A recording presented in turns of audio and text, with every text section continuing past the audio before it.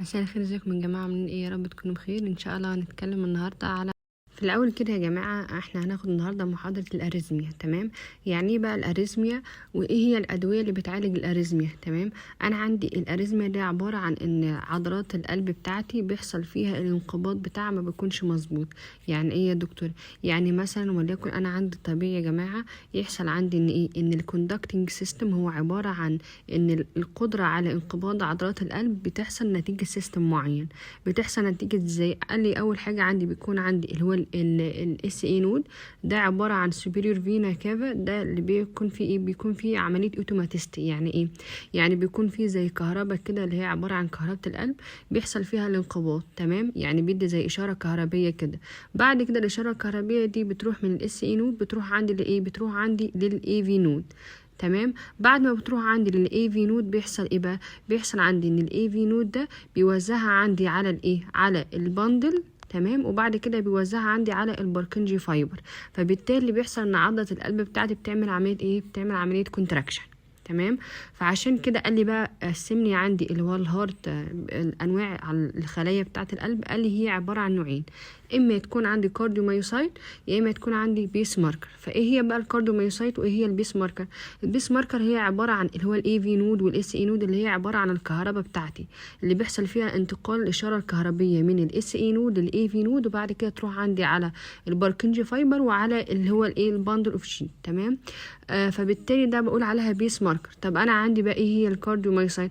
الكارديومايوسايت هي عباره عن خليه، او اللي هي عباره عن الخليه بتاعه عضله القلب اللي هي العاديه بتاعتي، اللي هي بتحتوي عندي على الميتوكوندريا. تمام؟ بتبقى عندي دي عباره عن مايوسايتس. تمام؟ فدي عباره عن تحتوي عندي على الميتوكوندريا. تمام؟ بيكون فيها اكسجين اوف ديماند، يعني بيكون عندي بتحتاج عندي اكسجين عشان خاطر تبدا تشتغل. بيكون عندي ما بتحصليش عندي عمليه بروفليشن او بريفليشن، اللي هو عباره عن ان الخلايا دي ما بيحصليش فيها اي عمليه تكاثر او كده. وكمان ايه؟ وكمان الخليه بتاعت عضله القلب بتبقى يعني ايه؟ بتبقى ما بيحصلش فيها اي حاجه خالص، هي عباره عن خليه عاديه. تمام؟ تمام. اما بقى البيس ماركر بتاعتي فبقول لي هي عباره عن بوسز اوتوماتيستي، يعني بيكون فيها كهرباء. تمام؟ فالاوتوماتيستي ده بتحصل نتيجه ايه بقى؟ قال لي نتيجه طبعا في فولتج اوف ريزم، يعني بيكون طبعا الكهرباء دي بتحصل نتيجه الاكشن بوتنشال بتاعتي. فده اللي بيحفز عندي البيس ماركرز بتاعتي، وده اللي بيحفز عندي الكهرباء بتاعت القلب بتاعته. هنعرف دلوقتي ازاي. فقال لي بقى البيس ماركر سيلز عندي زي اللي هو الاس اي نود والاي في نود، وعندي الباندل اوف شيتس، وعندي كمان النود، وعندي الباركنجي فايبرز. تمام؟ ده عباره عن البيس ماركر بتاعتي. تمام يا دكاتره، انا هوريكم دلوقتي فيديو عن ازاي بيحصل عندي الاريزميا. تمام يا جماعه، يبقى احنا كده شفنا عندي في الفيديو بتاعي ازاي بيحصل عندي الايه، ازاي بتحصل عندي الاريزميا. تمام؟ هنا بقى بيقول لي برضو الالكتريكال سيستم بتاعه الهارت بتاعتي عباره عن بتحصل ازاي بقى. عندي الاس اي نود، بعد كده بتروح عندي للانتيريور انتريك، يعني بعد كده بتروح عندي للاي في نود، وبعد كده بعد ما بتروح عندي الاس اي نود بتاعتي، ودي عباره عن الاي في نود بتاعتي. تمام؟ بتحصل بعد كده بتروح عندي على الباركنجي فايبر، وبعد كده تروح عندي على ايه؟ على البندل بتاعتي. بقول لي بقى عندي حاجه بقى مهمه بقى، هنبدا ندخل ناخد عندي بقى دكاتره حاجه اسمها الاكشن بوتنشال. تمام؟ ايه هي بقى بيحصل عندي الاكشن بوتنشال، او ازاي بتحصل عندي ايه؟ بيحصل عندي فرق جهد كهربي، وازاي بتحصل عندي الاوتوماتيستي. فقال لي اول حاجه خالص عندي ايه؟ بيكون عندي ان فرق الجهد الكهربي بتاعي بيكون عندي عباره عن 90 ملي فولت. تمام؟ بتحصل نتيجه عندي فرق الجهد بتاع ايونات الصوديوم بتاع ايونات البوتاسيوم والكالسيوم، فبالتالي بيكون فرق الجهد الكهربي بتاعي بيكون عندي 90 ملي فولت. ايه اللي بيحصل عندي بقى؟ قال لي اول حاجه بتحصل عندي عمليه ديبولاريزيشن، ان انا عندي ايونات الصوديوم بتاعتي بتبدا عندي تدخل عندي جوه الخليه. تمام؟ يعني الخليه بتاعت عندي القلب بتاعتي، تمام، بتبدا تدخل عندي ايونات صوديوم لانها محتاجاها. تمام؟ ايونات الصوديوم بتاعتي بدات تدخل عندي، بدات تبقى كتيره. تمام؟ فالموجب بتاعي جوه الخليه بدا يبقى كتير. فلما الموجب بتاعي بدأ يبقى كتير، فبالتالي بيحصل عملية ايه بقى؟ بيحصل عملية ان اللي جوه موجب خالص، واللي بره ايه؟ واللي بره عندي، اللي بره عندي فيه عندي يعني اللي جوه صوديوم، واللي بره عندي بوتاسيوم وكالسيوم. فاللي جوه عندي موجب كتير. تمام؟ فلازم اعمل عمليه ايه؟ فلازم اعمل عمليه تعادل. تمام؟ او اعمل عمليه نيوتراليزيشن. في حد هيجي يقول لي طب تمام يا دكتور، انا ممكن ادخل عندي ايونات البوتاسيوم. عن طريق الايه، عن طريق البندل او عن طريق اللي هو الاي تي بيز بامب، وتسهل عندي العمليه. قال لي لا، ده مش ده اللي بيحصل. امال اللي بيحصل عندي بقى بعد ما بس عمليه الديبولاريزيشن بتاعتي، تمام، بتبدا عندي ايه بقى، بتبدا عندي بقى ايونات البوتاسيوم تبدا تدخل جوه عشان خاطر تعادل عندي الشحنات بتاعه ايه، بتاعه الصوديوم اللي حصلت عندي دي، تمام. فبالتالي ايه بقى، فبدا يبقى عندي ان البوتاسيوم برضو يبدا ايه، يبدا يعادل الشحنات بتاعتي، تمام، اللي هي الشحنات الموجبه. طب بعد كده ايه، فبدا الصوديوم يطلع شويه. يعني احنا كده استفدنا من الخطوه دي ايه، حصل عمليه ريبولاريزيشن نتيجه ان انا في ديبولاريزيشن حصل عندي، فلازم حاجه تعادلها، فلازم اطلع عندي صوديوم بره وادخل عندي مكانها ايه، مكانها بوتاسيوم، تمام. بعد كده حصل ايه بقى، لقيت عندي ان البامب بتاعت عندي الكالسيوم بتاعتي قالت طب يعني اشمعنى البوتاسيوم يدخل وانا ما ادخلش. فبدا يحصل عندي ايه بقى، بدا يحصل عندي ان الكالسيوم بتاعي بدا يدخل. فلما بدا يحصل عندي ان الكالسيوم بتاعي دخل، فبالتالي حصل عندي بلاتو. ايه هو البلاتو ده؟ ده عباره عن كيرف بياني، يعني عباره عن خط مستقيم نتيجه عندي تبادل الشحنات بين الكالسيوم وبين البوتاسيوم عندي، تمام. طب بعد كده حصل ايه بقى، بعد اللي حصل بقى كده خلاص حصل عندي بلاتو. بعد كده حصل عمليه ايه بقى، حصل عمليه ريبولاريزيشن نتيجه عندي حصل عندي ان الصوديوم والكالسيوم حصل بينهم اكسشينج، تمام. فبدا يحصل عندي ايه بقى، بدا يحصل عندي ان البوتاسيوم بتاعي ده يحصل عنده عمليه ريبولاريزيشن، يعيد عندي الشحنات تاني ويرجعها تاني من اول كده. برضو الصوديوم بدا يدخل، بدا يبقى كتير، تمام. فبالتالي رجع عندي الايه، الفيز رقم 3 عباره عن ان حصل عمليه ريبولاريزيشن تاني، ان البوتاسيوم بتاعي بدا عندي يدخل كتير عشان خاطر يعادل عندي شحنات زي ما هي. بعد كده اخر مرحله عندي هو الريستنج بوتنشال او الريستنج ستيت. ده عباره عن ايه بقى، عباره عن ان الصوديوم والبوتاسيوم بدا يحصل ما بينهم، بدا يبقى في بامب عندي في اسمها اي تي بيز بامب، وبدا يحصل ان الحاجه بقى ترجع لمكانها. خلاص يا عم الصوديوم انت خليك انت جوه، وانا والبوتاسيوم والكالسيوم بدا يطلعوا بره، تمام. يبقى تاني، يبقى انا عندي عباره عن الاكشن بوتنشال. الاكشن بوتنشال عباره عن ايه، عباره عن ان انا بيكون في عندي فرق جهد عباره عن 90 ملي فولت، فبالتالي بيحصل عندي ان ايونات الصوديوم بتدخل تبقى كتير جوه، فبالتالي بيحصل نتيجه كده بيحصل ديبولاريزيشن، تمام. اول خطوه. بعد كده بيحصل عندي ايه، بيحصل عندي ان البوتاسيوم بتاعي بدا ما يعجبوش الوضع. طب انت اشمعنى الصوديوم كتير واحنا بره، مش واحنا بره، طب ما احنا واقفين بره، يعني هو يبقى كتير موجب واحنا بره سالب، يعني باعتبار ان البوتاسيوم والكالسيوم سالب يعني، واحنا بره سالب وسايبينه كده. فيقول لا، طب خلاص انا هدخل جوه اعمل عمليه ريبولاريزيشن، اعيد الشحنات تاني من اول وجديد. فهو بيدخل بقى جوه، حصل ايه بقى، حصل ان الكالسيوم بتاعي بدا، طب اشمعنى يعني انت تدخل وانا ما ادخلش. فبدا يحصل ان الكالسيوم بتاعي بدا يدخل، فحصل عمليه بلاتو، ان الكالسيوم وان البوتاسيوم بتاعي بدا هما الاثنين يحصل بينهم تبادل. دي الفيز رقم 2. بعد كده الفيز رقم 3 حصل ايه بقى، حصل ان بين الكالسيوم وبين الصوديوم. بعد كده الفيز رقم 3 حصل عمليه ريبولاريزيشن تاني، ان البوتاسيوم بدا يدخل عندي جوه، وبالتالي يعني بدا يحصل عندي ان هو يدخل جوه ويبدا يطلع بره، تمام، يعني يحصل عمليه ايكوليبريم بتاعتي، تمام. فبعد كده حصل ايه بقى، حصل عمليه اخر حاجه خالص هو ريستنج ستيت. خلاص يا عم البوتاسيوم انت ما عدتش تدخل جوه، لا انت خلاص اطلع بره، تمام. والصوديوم هيدخل جوه يرجع تاني لمكانه. فلما رجع تاني لمكانه حصل عمليه ايه بقى، حصل عمليه ان انا وصلت الريستنج ستيت بتاعتي، تمام. فعشان كده ده حصل نتيجه ايه، نتيجه صوديوم بوتاسيوم اي تي بيز بامب، تمام يا جماعه. يبقى الاكشن بوتنشال ده مهم. ده بقى يا جماعه الاكشن بوتنشال ده اللي هاخد عليه بناء عليه الادويه بتاعتي بعد كده. فهنا بقى بيقول لي عباره عن ايه، فهنا بقى بيقول لي ده عباره عن الريستنج بتاعتي، ده عباره عن الفيز رقم 1 بتاعه الصوديوم، بعد كده الفيز رقم 2 بتاعه الكالسيوم والبوتاسيوم، الفيز رقم 3 بتاعه البوتاسيوم، الفيز رقم 4 بتاعتي بتاعه الريستنج ستيت او بتاعه عندي الصوديوم بوتاسيوم اي تي بيز بامب. هنا بقى بيقول لي نفس الكلام برضو بالظبط، هو الميجر كاركترستيك بتاعه الاكشن بوتنشال بتاعه الاس اي نود. فهنا بيقول لي الفيز رقم 4 هو عباره عن سلو ديبولاريزيشن، هو بداها من رقم 4. نبدا عندي من رقم 0. الزيرو ده بدايه الاكشن بوتنشال بتاعتي، تمام. بدايه الاكشن بوتنشال حصل ايه، حصل عندي ان الكالسيوم بتاعي، تمام، بدا يحصل له عمليه انورد يعني، وبدا يدخل عندي، فبالتالي حصل ايه، حصل عندي فولتج او حصل عندي فرق جهد كهربي. والفيز رقم 2 هو عباره عن الكالسيوم، هو يعني الفيز رقم 0 ده جمع بين الزيرو والواحد. الزيرو ده كانت بتاعه الصوديوم لما بدا يدخل جوه، والواحد كانت بتاعه الكالسيوم والبوتاسيوم لما بدا يحصل ما بينهم ايه، بدا يحصل ما بينهم بلاتو. وبعد كده الفيز رقم 3 هو عباره عن ان البوتاسيوم بتاعي بدا يدخل عندي جوه ريبولاريزيشن. بعد كده اخر واحده خالص بتاعه عندي الايه، بتاعه عندي الصوديوم بوتاسيوم اي تي بيز بامب، فهنا بقى 0 عباره عن ديبولاريزيشن بتاعت عند الصوديوم، 1 ده عباره عن ريبولاريزيشن بتاعت عند البوتاسيوم بدأ يدخل جوه، 2 ده عباره عن البلاتو بتاعتي، و3 ده عباره عن الريبولاريزيشن بتاعت عند البوتاسيوم بتاعي، و4 هو عباره عن الريستنج ستيت. تمام يا جماعه، يبقى احنا كده وضحنا كده الاكشن بوتنشال. بعد كده ندخل عندي على حاجه مهمه خالص، هو عباره عن اي سي جي. الاي سي جي يا جماعه ده عباره عن الدياجرام اللي انتوا بتروح مثلا اي حد الدكتور باطنه او كده دايما تلاقيه مثلا بيقول طب انا هعمل رسم قلب، او الدكتور مثلا قلب او كده دايما يقول لك انا هعمل رسم قلب. رسم القلب ده هو عباره عن بتبقى ورقه كده، بتبقى شبه ورقه كراس رسم بياني كده، بتلاقيها دايما موجوده عندي بالشكل ده، بتبقى عباره عن كيرفات كده وبتبقى مرسومه كده زي ورقه رسم بياني، بتبقى صغيره كده. ده عباره عن ايه؟ ده عباره عن اي سي جي، هو عباره عن الكتروكارديومايوجرام. تمام، ده برسمها بالالكتروكارديومايوجرام بتاعي.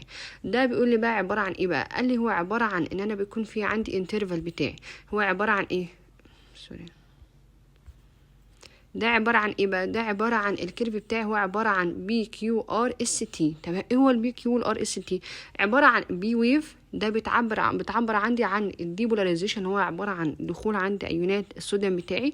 وعندي بعد كده البي كيو ده عباره عن الديلي بتاعه الاي في نود لما بدا يوصل عندي الرساله بتاعتي. تمام، بعد كده عندي الكيو ار اس ده عباره عن ديبولاريزيشن، تمام، لما انا عملت ديبولاريزيشن للفنتريكل بتاعتي. وبعد كده عندي الاس تي ده عباره عن الريبولاريزيشن بتاعت عندي دخول عندي ايونات البوتاسيوم.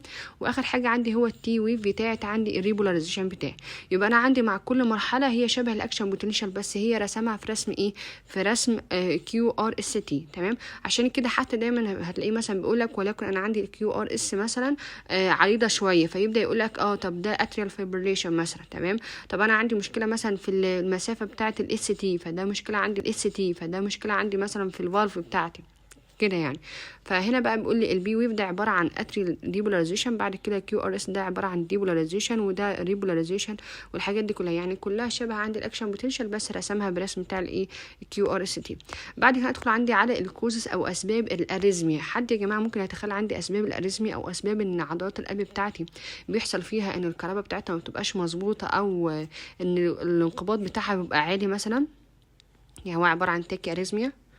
فقال لي بقى عندي مشكلتين، قال لي اما مشكله عندي في الفورميشن، يا مشكله عندي في الكوندكشن. يا مشكله في الفورميشن بتاعت ايه؟ بتاعت ان هو تكوين عندي الاوتوماتيستي، تكوين الاشاره الكهربيه ممكن يبقى فيها مشكله مثلا نتيجه ابنورمال اوتوماتيستي او تريجرد اكتيفيتي. تمام، او في نشاط معين هو اللي حافظها. وتاني مشكله عندي مشكله في الكوندكشن نفسها، هناخدها دلوقتي. مشكله في الكوندكشن نفسها زي ايه؟ زي الري انتري. الري انتري ده عباره عن ايه؟ عباره عن ان انا عندي الاي في نود مثلا، سوري الاس اي نود بعت اشاره عندي للاي في نود. تمام، وبعد كده الاي في نود راح عمل ايه بقى؟ خلى الاشاره بقى ايه؟ يعني انا رحت عند الاي في نود بتاعي، بعد كده ايه بقى الاي في نود عمل ايه بقى؟ خلى الاشاره تلف حول نفسها، مش راح بعتها للباركنج فايبر او للباندل اوف هيستل مثلا، لا ده هو راح خلاها تلف حول نفسها. فعشان كده بقول لك عمليه ري انتري. او تاني حاجه عمليه كوندكتنج او كوندكشن بلوك. تمام، كوندكشن بلوك ده عباره عن ايه؟ عباره عن انا بيكون في عندي فالف هنا. تمام، يعني عندي الاس اي نود والاي في نود، بعد كده في فالف هنا بينهم.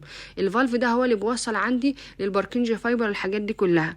انا عندي بقى كوندكشن بلوك ده عباره عن ايه؟ عباره عن ان انا عملت بلوك عندي وقفت عندي الاشاره الكهربيه تفضل واقفه عند الاي في نود، ما خليتهاش توصل عندي تكمل للباركنج فايبر والحاجات دي كلها. فانا عملت عمليه كوندكشن بلوك، وقفت عند الكوندكتنج سيستم بتاعي. تمام، اخر حاجه عندي هو حاجه اسمها الاكسسوري باسويز. الاكسسوري باسوي ده عباره عن ايه؟ عباره عن الاي في نود مثلا بعد ما بيروح عند يعني بدل ما بيروح عند الاي في نود ده بيعمل ايه بقى؟ الاس اي نود. هبص الاقي عند الاس اي نود راح عندي على الليفت فنتركل، وراح عندي للرايت فنتركل. تمام، وراح عندي كمان الاي في نود. فهو مش اكسسوري باسويز، يعني انا عندي كذا باسويز مشي فيها الاس اي نود او الاي في نود، مش مشي في طريق واحد معين عشان خاطر اعمل كوندكتنج سيستم، لا ده هو مشي في كذا طريق. فعشان كده احنا هناخد بعد كده الحل بتاعها ان انا بلغي المسار الاولاني والمسار التاني مثلا، وبسيب عند المسار بتاع الاي في نود عشان خاطر يبدا يكمل عندي الباركنج فايبر. تمام يا دكاتره، يبقى انا عندي الاسباب بتاعت اما يكون عندي اسباب في الفورميشن بتاعت الاوتوماتيستي، لما الاسباب بتاعته تبقى عندي مشكله عندي في الايه؟ في الامبالس كوندكشن. هنا بقى بيقول لي ده عباره عن ايه؟ ده عباره عن ان حصل عندي بتحصل عندي في الفيز رقم 4 في الديبولاريزيشن. تمام، انها بتحصل عندي بسرعه. فبالتالي بيحصل عندي ايه بقى، بتحصل عندي ان الابنورمال بتاعي يبقى ان الاس اي نود ده هو اللي يبدا من عندي. اما انا عندي هنا لا، ده ما بداش عندي من الاس اي نود، تمام. فبالتالي حصل عندي من اماكن مختلفه. فهنا بقى بيقول لي بقى حصل عندي ايه لو الابنورمال اوتوماتيستي حصلت بقى، بتحصل عندي ايه بقى، بتحصل عندي يعني ايه هي المشاكل او ايه هي الاسباب اللي بتبقى ان الاس اي نود ما تبداش عندي الاوتوماتيست بتاعتها، بتخليها مثلا ممكن تبدا من الاي في نود. ايه هي الاسباب اللي ادت لكده؟ قال لي اول حاجه ممكن تبقى عندي هايبوكسيا، ممكن تبقى عندي دامج في المايوكارديال سيلز، ممكن تبقى عندي بوتاسيوم امبالانس، تمام. فدي 3 اسباب بتاعت اللي نتيجه لكده حصل عندي ابنورمال اوتوماتيستي، تمام. فهنا بقى بتقول لي بقى ان الخلايا بتاعتي بتبقى بارشال ديبولارايزد ومش عارفه واثناء السيتوسول، فحصل عندي ان انا وصلت عندي للثري شولد بتاعي يعني بدري عن الطبيعي. يعني الثري شولد هو عباره عن ايه؟ اللي هو عباره عن الاكشن بوتنشال بتاعي، تمام. ده عباره عن الثري شولد بتاعي، فالثري شولد بقى وصل اسرع من الطبيعي، تمام. فحصل عندي abnormal automatic discharge، تمام. فهنا بقى الادويه بتاعتي بتشتغل على ايه؟ بتشتغل على فيز رقم 4، اللي هو الفيز رقم 4 اللي هو اللي كان موجود عندي ناحيته بتاعت عندي ريستنج ستيت، تمام. بتقلل عندي الاسلوب بتاعي. يعني ايه؟ يعني يا جماعه انا عندي مثلا في ناس مش بتعتبر عندي ريستنج ستيت كده خط مستقيم، امال بتعتبرها ايه؟ بتعتبرها ميل، عشان خاطر بتبدا بعدها النبضه الثانيه او الاشاره التانية. فعشان خاطر كده هي بيرسموها زي ميل كده بتاعه الصوديوم بوتاسيوم اي تي بيز بامب، تمام. فعشان كده بقى هنا بيقول لي ان الادويه بتاعه الابنورمال اوتوماتيستي بتعتمد عندي انها بتقلل السلوب. يعني بعد ما كانت هنا كده سلوب كده بين الصوديوم والبوتاسيوم، لا ده هنا قلل السلوب بتاعي خلاها كده، تمام. فده بيعمل ايه بقى؟ ده بيخلي عندي يبقى الاوتوماتيستي بتاعتي بتبقى في صوره احسن، تمام. ده اول حاجه. طب تاني حاجه عندي بيزود عندي الثري شولد. مش انا كانت مشكلتي هنا عندي ان الثري شولد بتاعي بيكون عندي فايرنج وبيحصل عندي بسرعه، لا فانا بزود عندي الثري شولد بتاعي عشان خاطر اقلل عندي ايه، اقلل عندي النيجاتيف فولتج، يعني اقلل عندي الاشاره السالبه اللي هي بتاع سالب 90 ملي فولت، تمام. بعد كده تاني سبب عندي هو التريجرد اكتيفيتي. يعني ايه بقى التريجرد اكتيفيتي؟ فقال لي عندي حاجتين. قال لي اما يكون عندي ايرلي افتر ديبولاريزيشن، اما يكون عندي ايه ديلايد او عندي ليه ديلايد افتر ديبولاريزيشن. فقال لي بقى ايه الفرق بين الاثنين بقى؟ الفرق بين الاثنين يا جماعه، عندي تريجرد اكتيفيتي يعني حصل ان في نشاط خارجي هو اللي حافظ عندي الكوندكشن بتاعي، تمام. فقال لي بقى حصل ايه بقى بعد ما حصل عندي البولاريزيشن او الاكشن بوتنشال بتاعي؟ لا ده عمل ايه بقى؟ التريجرد اكتيفيتي ده حصل عندي اكسترا او عمل عمليه التريجرنج للاكسترا ابنورمال ديبولاريزيشن، تمام. فده اللي خلى عندي يحصل عندي ايه؟ يحصل عندي اريزميا، تمام. فقال لي اما التريجر بتاعي ده يكون عندي قبل الديبولاريزيشن بتاعي، يعني حصل عندي فيز رقم 2 او فيز رقم 3، تمام. يعني ايه يا جماعه؟ يعني مثلا ولكن انا بعد ما عملت الديبولاريزيشن بتاعه الصوديوم بتاعي بدا يدخل، تمام، او بعد ما انا الخليه بتاعتي بدات تدخل، حصل عندي في الفيز رقم 2 والفيز رقم 3 بصيت لقيت عندي ان الكالسيوم بتاعي والصوديوم بتاعي بدا يحصل فيه مشكله، يعني بدا يدخلوا عندي بكميه كبيره. فبدا يحصل عندي ايه بقى؟ يعني ان الطبيعي بتاعي يا جماعه ده عبارة عن، نفترض ان ده القلب بتاعي، يعني هو مرهق شوية بس نفترض ان ده عضلات القلب بتاعتي، تمام. بدأ يحصل ان الاشارة الكهربية بتاعتي بدأت تبقى يعني قبل الطبيعي بتاعها. يعني ايه؟ يعني مثلا انا عندي الاس اي نود مثلا بعت للاي في نود وبعد كده بعت للباركنجي فايبر، لا ده انا لقيت عندي الاشارة الكهربية بتاعتي لما بقت قبل الديبولاريزيشن، يعني بقت قبلها بمدة، فممكن الاقي اشارة عندي تبقى من الناحية دي مثلا، تمام، من ليفت فنتركل، ممكن تبقى من الناحيه دي، ممكن تبقى من الناحيه دي، ممكن، يعني فاهمه، يعني ممكن يبقى من اكتر من مكان. فده بيعمل عمليه ايه؟ بيعمل لي عمليه اريزمي او بيعمل لي حاجه اسمها تورسيد دي بوينت. ليه بقى سموها تورسيد دي بوينت يا جماعه؟ اللي هي عباره عن ان الاشاره الكهربائيه بتاعتي تبقى عندي اكتر من مكان، تمام. فقال لي ده عشان خاطر اللي عملها او اللي اخترعها وعالم في نصف، عشان كده بقول عليها تورسيد دي بوينت، تمام. يبقى تاني ايه التورسيد دي بوينت؟ عشان خاطر اوضحها لكم عشان دي مهمه. التورسيد دي بوينت عشان ممكن يجي عليها سؤال، تمام، بتعمل عمليه فينتريكال اريزميا. بيحصل عندي ان الاكشن بوتنشال بتاعي الطبيعي، تمام، ده عباره عن الاكشن بوتنشال بتاعي الطبيعي، ولكن حصل اكتوبك، يعني حصل اشاره خارجيه الناحيه دي، حصل اشاره خارجيه الناحيه دي، حصل اشاره خارجيه الناحيه دي، تمام، حصل اشاره خارجيه، تمام. بدا يحصل عندي الاكتوبك او لما تحصل عندي اشاره كهربيه اثناء الاكشن بوتنشال مش بتتاثر، القلب بتاعي ما بيتاثرش. امال بيتاثر امتى؟ بيتاثر لما تبقى عندي فيرستنج ستيت اللي هي المرحله بتاعه الصوديوم بوتاسيوم اي تي بيز بامب. تمام. فعشان كده انا عملت ايه بقى؟ انا عملت قلت هزود عندي الايه، هزود عندي الريفراكتوري بيريود، يعني هزود عندي الاكشن بوتنشال، هخليها الناحيه دي. فلما خليتها الناحيه دي ده عمل ايه بقى؟ لقيت عندي ان انا كده الاكتوبيك فوكاي اللي هو عباره عن النقط بتاعتي اللي بتيجي عندي من اشاره خارجيه بتاعتي بدات ما تاثرش عندي في الايه، في الاكشن بوتنشال بتاعي. بس انا لقيت ايه؟ لقيت لا ده لسه فيه برضو حتى بعد الاكشن بوتنشال لسه فيه اشارات خارجيه ممكن تاثر عندي في الايه، في الاكشن بوتنشال بتاعي. فعشان كده سميتها تورسيد دي بوينت. تمام.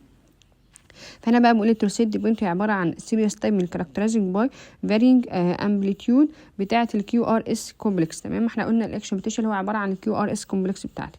تمام. as they twist along the baseline، يعني هي اثناء البيز لاين بتاعي ده برضو بتعمل عندي ايه؟ بتعمل عندي اشاره كهربيه. ده بتسرع عندي في الفيز رقم 2 والفيز رقم 3. فهنا برضو حتى ده عندي عباره عن الشكل بتاعي. تمام. فهنا عندي ده عباره عن ده الايرلي او اللي هو polarization يعني. وبعد كده ده عبارة عن التريجرد بتاعي، ده عبارة عن تورسيد دي بوينت. تمام. وده عبارة عن الديلايد ايه، الديلايد افتر ديبولاريزيشن. طب الديلايد بقى ده عبارة عن ايه بقى؟ ده قال لي بقى الديلايد ده بيكون عندي بيحصل عندي عملية كومبليشن ريبولاريزيشن، يعني عندي حصل هنا بعد ريبولاريزيشن بتاعت عندي البوتاسيوم بتاعي. تمام. لقيت عندي ايه بقى؟ لقيت عندي حصل عندي هاي كونسنتريشن من الايه، من الكالسيوم بتاعي بدأ يدخل. فلما بدأ يدخل عندي كمية كبيرة من الكالسيوم بتاعي فبدأ يدخل مكانها يحل محلها ايه، يحل محلها صوديوم. تمام. فده بوظ لي عندي الاريزميا بتاعت القلب وبدأ يحصل عندي عملية ايه، ديبولاريزيشن. بعد كده عندي الديفكتس بتاعه الامبلس. المشكله عندي بقى في الامبلس سيستم او في الامبلس كوندكشن. قلت عندي 3 اسباب. اول سبب عندي هو عباره عن الري انتري. الري انتري زي ما احنا لسه قايلين هو عباره عن ان في حصل عندي مسارين، الاي في نود ماشي في حاله. تمام. بعد ما راح عندي على من الاس اي نود سوري راح عندي على الاي في نود، لقيته ايه بقى؟ لقيته ده ماشي في مسار وماشي في مسار تاني وقاعد بيلف حوالين نفسه. تمام. فعشان كده بقول عليها عمليه ايه، ري انتري. تمام. فهنا بقى بيقول لي اذا موست كومن كوز بتاعه الاريزميا.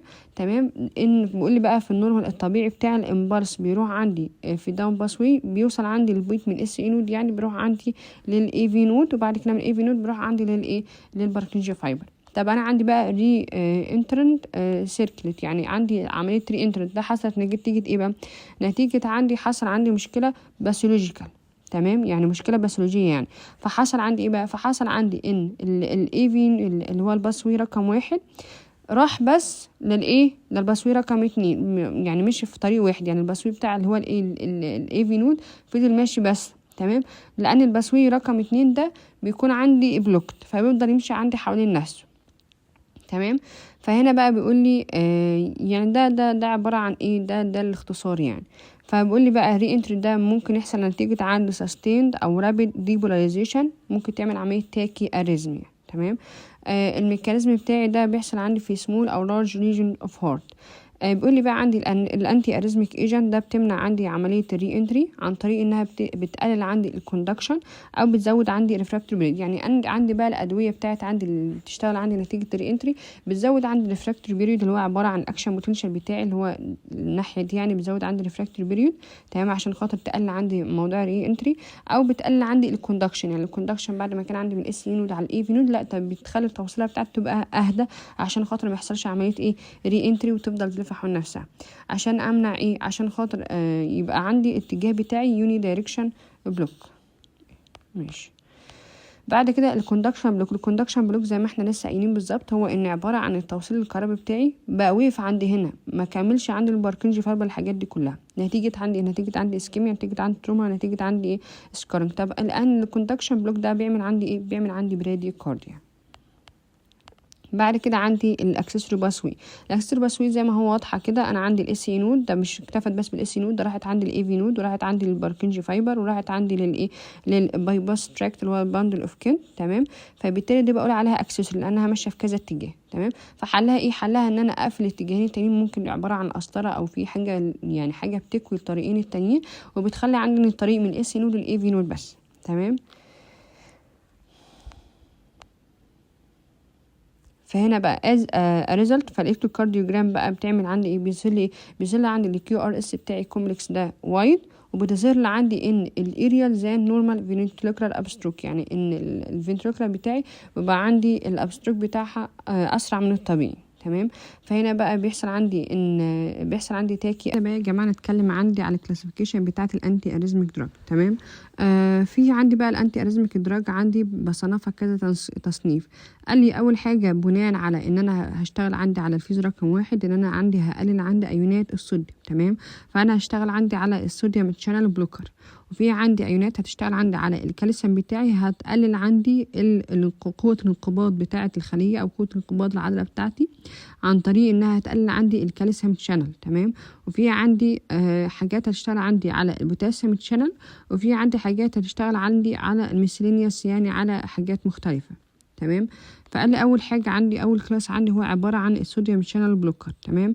ده عباره عن ايه؟ ده بتشتغل عندي على سلو فيز، او بتشتغل عندي يعني هي الصوديوم شانل بلوكر يا جماعه انا بقسمها كذا تصنيف. في عندي فيز 1 وفي عندي 2، في كلاس 1 وفي كلاس A وكلاس B وكلاس C. تمام. ايه الفرق بين الثلاثه كلاسز دول؟ قال لي اول حاجه عندي اللي هو عباره عن الكلاس A. عندي الكلاس A ده بيشتغل عندي على ان هو بيقلل عندي الديوريشن، او بيقلل عندي الاكشن بوتنشال. يعني بعد مثلا الاكشن بوتنشال كان كده مثلا، لا ده هو هيقلل عندي الاكشن بوتنشال وهيقلل عندي الريفراكتوري بيريد بتاعتي. طب انا عندي بقى كلاس بي بقى، لا كلاس بي ده بيزود عندي الاكشن بوتنشال، بيزود المده بتاعتي. تمام. طب عندي بقى اما كلاس سي ده بيشتغل عندي على الفيز 0 بتاعتي اللي هي بتاعت عندي الصوديوم ودخول عندي ايونات الصوديوم بتاعتي. طب ده انا بستفاد منها ايه؟ انا بستفاد منها ان انا مثلا العضله بتاعتي بعد مثلا ما كان عندي بيدخل عندي ايونات صوديوم بنسبه كبيره. تمام. فانا بحاول اقلل عندي دخول عندي ايونات الصوديوم بتاعتي، يعني بعمل عمليه ايه؟ بعمل عمليه انهيبيشن وبعمل عمليه بلوك للايونات الصوديوم بتدخل عندي. تمام. ده اول حاجه. تمام. عندي بقى في اللي هو بتاعه ايه، عندي اللي هو كلاس ايه، عندي كينيدين وعندي بروكينيدين وعندي الفيناتوين وعندي الديس بيراميد. تمام. اما انا عندي بقى في الكلاس بي عندي هو الليدوكاين والميكزينيتيل، طبعا ده هناخدها برضو. وعندي بعد كده كمان والكلاس سي بتاعي، الكلاس سي ده اللي هو بيشتغل عندي على الفيز رقم 0. تمام. ده بيعمل ايه بقى؟ زي الفليكينايد وزي عندي البروبيفينون. تمام. هناخدها برضو بعدين. عندي بعد كده اللي هو بيتا بلوكر عندي. تمام. البيتا بلوكر ان هي بتشتغل عندي على ايه؟ طبعا احنا عارفين البيتا بلوكر ده اللي هي بتعمل عندي اللي هو الكونتراكشن بزاويه الكونتراكشن، وبتعمل عمليه تاكيكارديا والحاجات دي كلها. تمام. طب انا هوقف عندي بقى الحاجات اللي بتعمل دي، هوقف عندي اللي هو الاريزميا، هوقف عندي التاكيكارديا، هوقف عندي الحاجات دي كلها. يعني هو البيتا ريسبتور بتاعتي هحاول اوقفها. يعني انا بشتغل عندي على بعمل عمليه سبريشن للفيز رقم 4. ده طبعا زي البروبانول والازمولول والاتينولول، وهناخد اهم واحد فيهم هو الازمولول ده عشان خاطر اكتر واحد فيهم مميز. تمام. بعد كده عندي البوتاسيوم شانل بلوكر، ده بتشتغل عندي على ايه بقى؟ انها بتعمل عمليه برولونجيشن عندي للاكشن بوتنشال، يعني بتزوده عن طريق انها ايه؟ عن طريق انها بتاخر عندي الفتحات بتاعه الكالسيوم شانل. يعني مثلا بعد ما كانت الكالسيوم شانل مثلا بتدخل في ثانيه، لا ده انا بخليها تدخل في ثانيتين 3 4، بزود المده بتاعتي. واشهر حاجه فيهم هو الاميدارون عشان خاطر اخطر واحد فيهم. ما ينفعش عندي في الكونجستيف هارت فيلير، لان هو يا جماعه اللهم صل على النبي، لان انا عندي الاميدارون ده مش ينفع في الكونجستيف هارت فيلير، لان هو بيشتغل عندي على ممكن يزود عندي قوه الانقباض العضلي، او يعني الكالسيوم شانل بلوكر بتاعتي ما بتبقاش مظبوطه قوي. تمام. بعد كده اخر حاجه عندي هو الكالسيوم شانل بلوكر عندي اللي هو الفيربامين والدلتيازيم، ده بيعمل عمليه سبريشن عندي للايه؟ للفيز رقم 4. ندخل عندي بقى كل واحد هقول لك المهم فيهم. تمام. اول حاجه عندي هو الكالسيوم شانل بلوكر، فهنا بقى بتبقى عندي يوز ديبندنت والكلام ده كله. ده عندي ده دور الكالسيوم شانل بلوكر، ده رقم ايه، ده عباره عن هو بيقلل عندي ده عباره عن ان انا عندي الفيز رقم ايه، ده بيزود عندي الاكشن بوتنشال. اما عندي بي ده بيعمل عندي بعمليه شورت الريبولاريزيشن، يعني بيقلل عندي الاكشن بوتنشال. اما انا عندي سي ده ايه، ده مالوش اي تاثير عندي على الريبولاريزيشن. فهنا بقى عندي فهنا بقى اللي هو ده بيشتغل عندي على ان هو بيقلل عندي الفيز الزيرو بتاعتي اللي هي بتاعه الصوديوم، دخول الصوديوم، وبيشتغل عندي وبعد كده بيدخل عندي بيحصل ريبولاريزيشن، بعد كده بيحصل عندي الاكشن بتاعي. فهو بيشتغل عندي على ايه؟ ان هو بيقلل عندي الكوندكشن فيلوسيتي، وبيزود عندي الايه؟ الريفراكتوري بيريود بتاعتي. اما انا عندي بقى رقم بي، ده بيشتغل عندي على ايه؟ بيشتغل عندي يعني ده البوتنسي بتاعته بتبقى عندي اقل شويه، وقلت ان هو بيقلل عندي الايه؟ بيقلل عندي الاكشن بوتنشال بتاعي. طب انا عندي بقى رقم سي، ده بيشتغل عندي على ايه؟ بيشتغل عندي على الفيز الزيرو بتاعتي. تمام.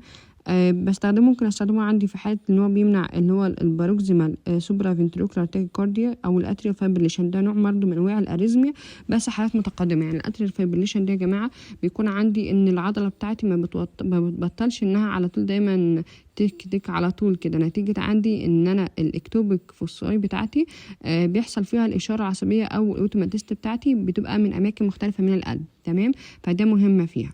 الادويه بتاعتي بقى عندي في الكلاس رقم 1 يا جماعه هو عباره عن الكينيدين، وعندي اللوبروكينيدين، وعندي الديسبراميد. اول حاجه عندي الكينيدين بتاعي ده نفس الاكشن بتاعي. تمام، يعني هو بيشتغل عندي على ان هو بيقلل عندي او بيزود عندي اللي هو الريفراكتوري بيريود بتاعتي، وبيقلل عندي الريسبونسابيلتي بتاعت عندي الايه الاكشن بوتنشال. طب بستخدمه عندي في حاله الايه في حاله التاكي اريزميا فنتريكولار تاكي اريزميا والاي في جانكشن. تمام، والاتريال فايبريليشن.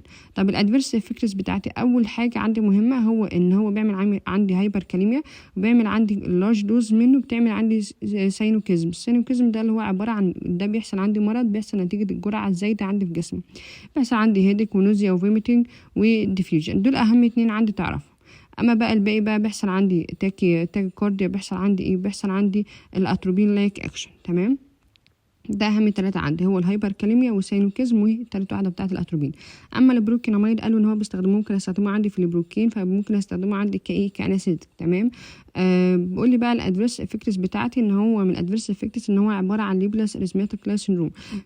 عارفين طبعا مرض الذئبه الحمراء اللي هو بيكون عندي عباره عن مرض مناعي وبيصيب عندي الجسم كله. تمام، فقال لي بقى ان انا عندي بروكيناميد لو انا طولت في الاستخدام بتاعه فممكن يعمل لي عندي برضو ايه ليبلاس اريثماتيك سيندروم. تمام، وبيعمل برضو ديبريشن وايه وهلوسينيشن. اهم حاجه تعرفها هو السيستميك لوبلاس اريثماتيس.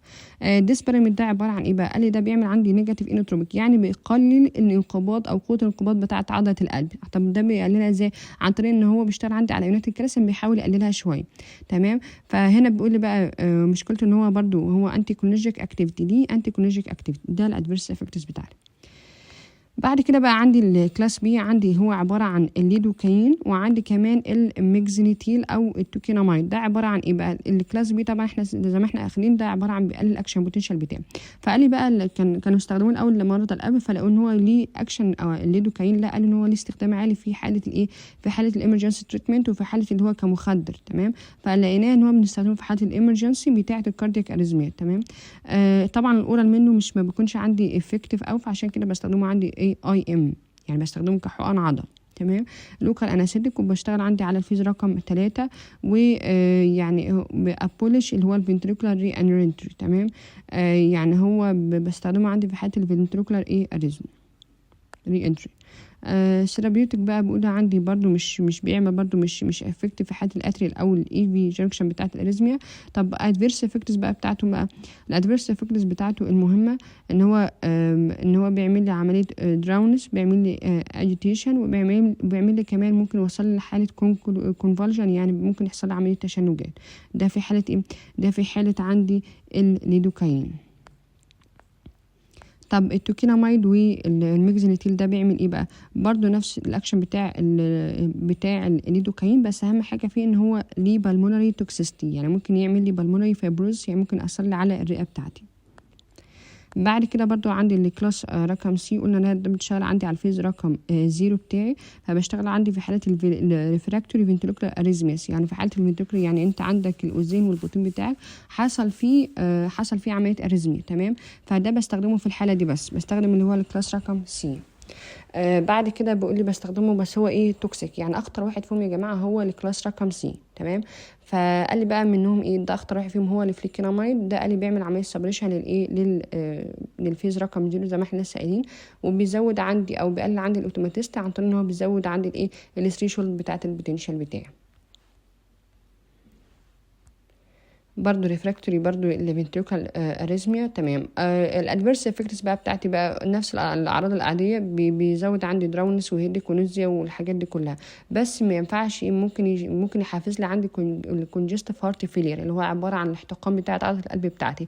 فانا في الحاله دي انا استحاله هاخد عند الكلاس سي بتاعه عندي الصوديوم شانل بلوكر، هستخدم مع الكونجستيف هارت فيلير. يبقى مثلا لو جالي كيس مثلا وقال لي مثلا انا مريض عندي كونجستيف هارت فيلير، ايه هي الادويه اللي ما ينفعش اخدها معاه؟ فهتبقى عندي هو عباره عن الفليكيناميد والتوكيناميد. تمام، والبروبيفينون. بيقول لي بعد كده البروبيفينول برضو نفس الدور بتاع عندي اللي هو التوكيناميد، بس ده عباره عن برودو سبيكترم في حاله انتي اريزميك دراج.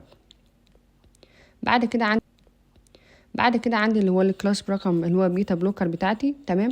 البيتا بلوكر قلنا زي ما احنا عارفين طبعا في عندي الفا وفي عندي بيتا بلوكر. فانا عندي البيتا بلوكر ده اللي هي مسؤوله عندي عنها بتعمل عندي الانقباض، بتعمل عندي تاكيكارديا، وبتعمل عندي برونكو دايليتيشن والحاجات دي كلها.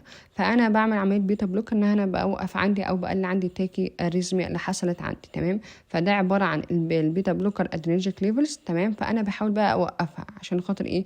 بعمل عمليه برولونجيشن للاي في نود ريبولاريزيشن. قال لي بقى هو زي البربانولول وزي الميتوبرولول وزي البيندولول. تمام. اهم واحد فيهم هو الازمولول. الازمولول ده بستخدمه في حاله اثناء السيرجري سيتويشن، يعني انا مثلا لما بكون بعمل عمليه او كده فباخد عندي ايه؟ الازمولول ده. تمام. بعد كده عندي البوتاسيوم شانل بلوكر بتاعي. ده عمل ان انا لما عملت عمليه بلوك للبوتاسيوم شانل بلوكر ريبولاريزيشن، فانا وسعت عندي المجال بتاع ريبولاريزيشن، فانا زودته. تمام. فكده احسن بالنسبه لي، فعملت عمليه برولونجيشن للريفراكتوري بيريود او للاكشن بوتنشال بتاعي. برضو من الامثله بتاعته هو السوتالول، وعندي الاميدارون، وعندي ابريتوليوم. تمام. السوتالول ده بستخدمه او ثيرابيوتيك في حالات برضو الاتريال فايبريليشن والفنتريكولار اريزميا. الادفيرس افكتس بقى المهم عنده هو التورسيد دي بوينت. تمام.